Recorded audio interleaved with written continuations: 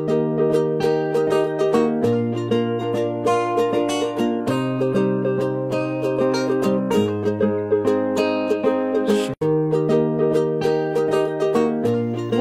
et bienvenue dans cette nouvelle émission d'Astro Vidéo. Nous sommes le 5 octobre 2015 et comme il fait froid dehors, j'ai préféré faire l'émission à l'intérieur. Alors, les aspects marquants du jour sont un petit peu particuliers puisqu'ils vont donner la note pour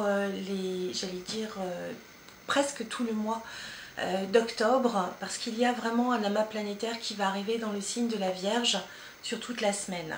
Alors on n'y est pas encore, ça va arriver le 9 octobre, mais c'est déjà très prenant.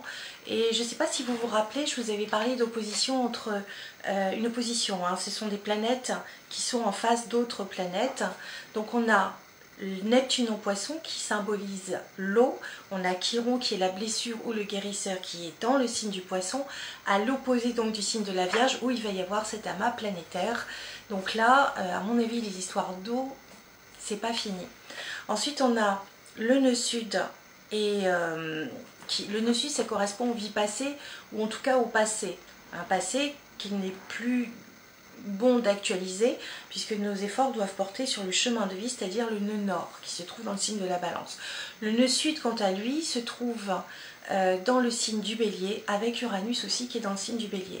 Alors tout ça, ça va se mettre en opposition à des planètes et aussi des points fictifs lunaires qui sont dans le signe de la Balance. Donc on a des oppositions sur le Bélier, sur le Poisson, sur la Vierge et aussi la Balance. Et ça nous a donné des aspects qui étaient un petit peu compliqués puisqu'il y a eu ces inondations avec cet orage effroyable dans toute la région de Nice, enfin plutôt Cannes, Antibes, avec les catastrophes matérielles que l'on sait, ce qui va inciter les gens à la reconstruction. Ça va être le chemin de vie en Balance, à côté de Mercure, Mercure qui est rétrograde. Donc, Mercure, c'est aussi le messager des dieux, c'est aussi les voitures d'une certaine façon. Et Mercure étant rétrograde, les voitures ont pris un sacré coup, il y en avait dans tous les sens, les unes sur les autres, dans la boue, une catastrophe. Alors évidemment, mes pensées, et je suppose les vôtres aussi, vont vers les victimes, les familles des victimes, et à tous ceux qui ont eu peur, parce que c'est vraiment inquiétant. On se dit que finalement on est peu de choses face à la nature, et ça va amener tout le monde à l'entraide.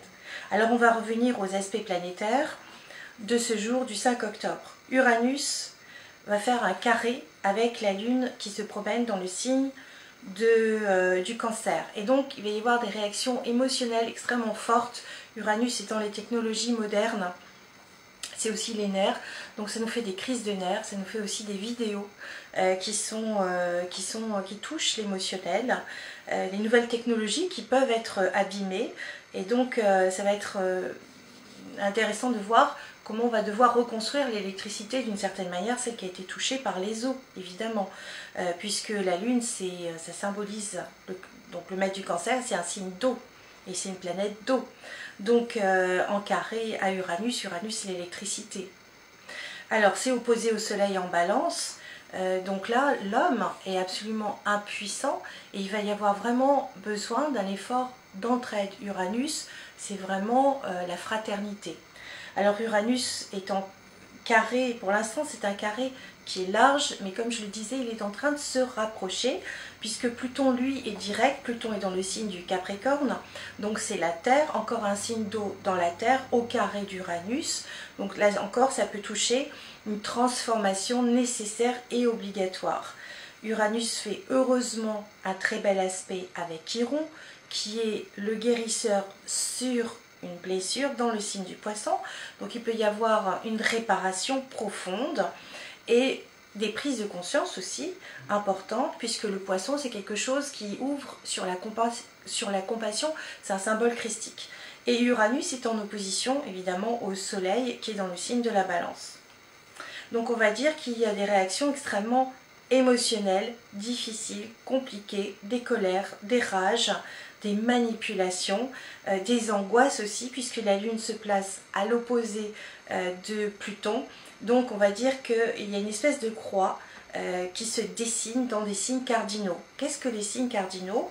Ce sont les 3 premiers signes qui initient qui initie une action. Alors ça va être dans le signe du Bélier, c'est une action qui est mentale. Ensuite on a, donc ça c'est Uranus dans le signe du Bélier.